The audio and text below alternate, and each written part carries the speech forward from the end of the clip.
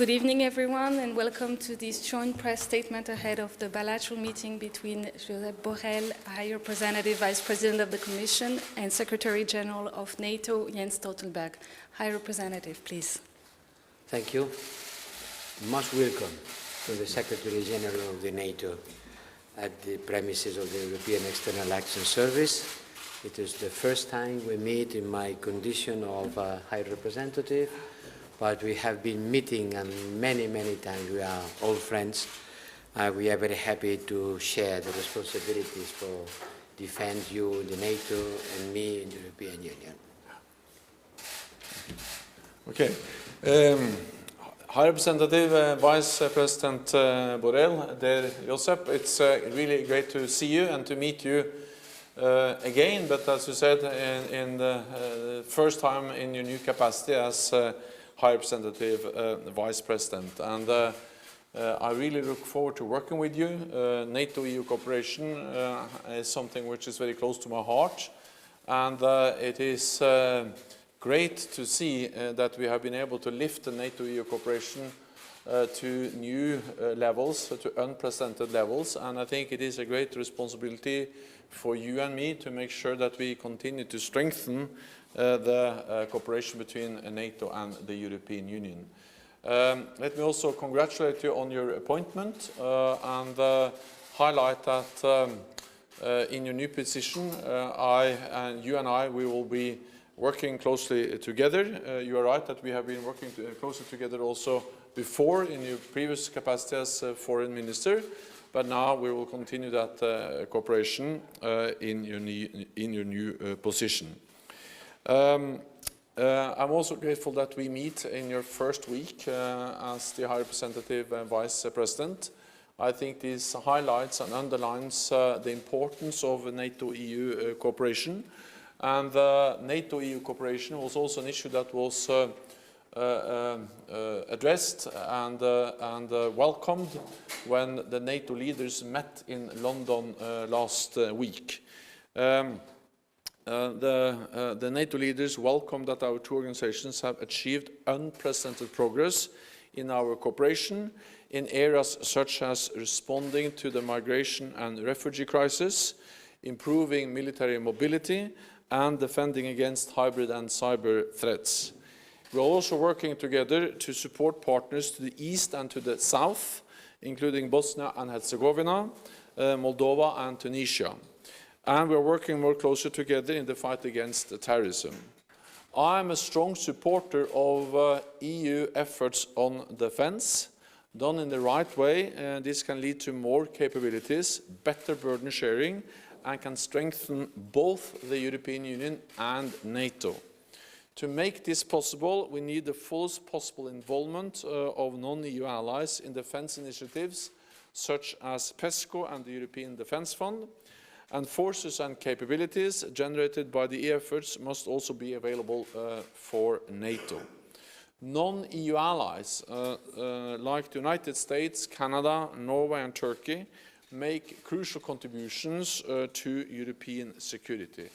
And after Brexit, 80% of NATO's defense spending will come from non-EU countries, so the EU cannot replace NATO when it comes to the defense of Europe. But at the same time, we welcome the EU efforts on defense because we strongly believe that that can strengthen both EU and NATO. Last week, Allied leaders decided to initiate a reflection process under my leadership to strengthen further the political dimension of NATO. This is very relevant for the European Union, and I will work to ensure that NATO and the EU continue to complement and not compete with one another.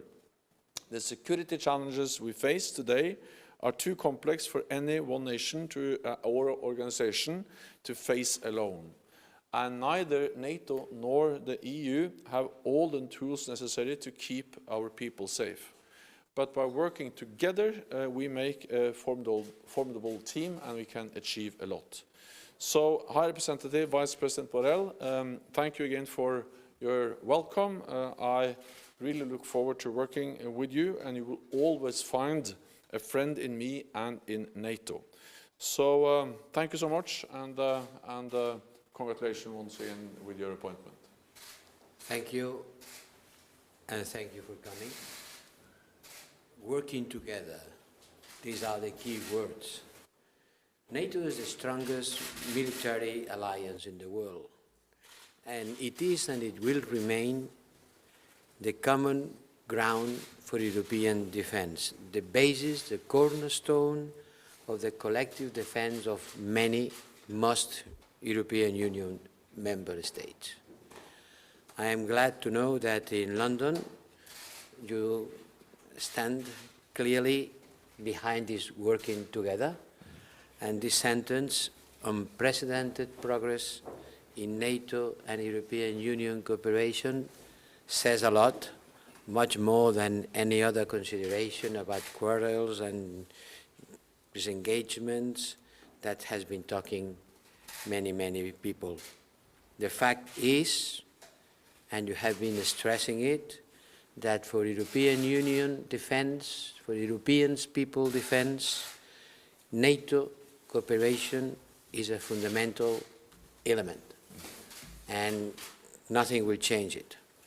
So we have to work together in order to reinforce the cooperation between the member states of the European Union and to build a genuine European Defence Union, which is not an alternative to NATO, is not something apart from NATO, is a complement.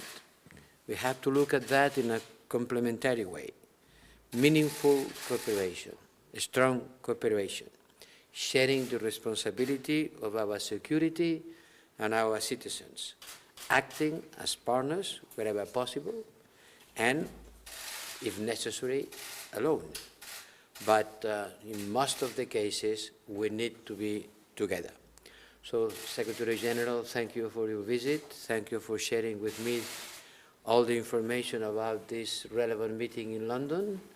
And I am at your disposal to continue building a strong relationship between the European defense projects and the NATO projects. I don't know how many of them, but I think that there are more than 70 projects which are being developing together, and most of the activities of the PESCO policy is being put in practice together with the NATO.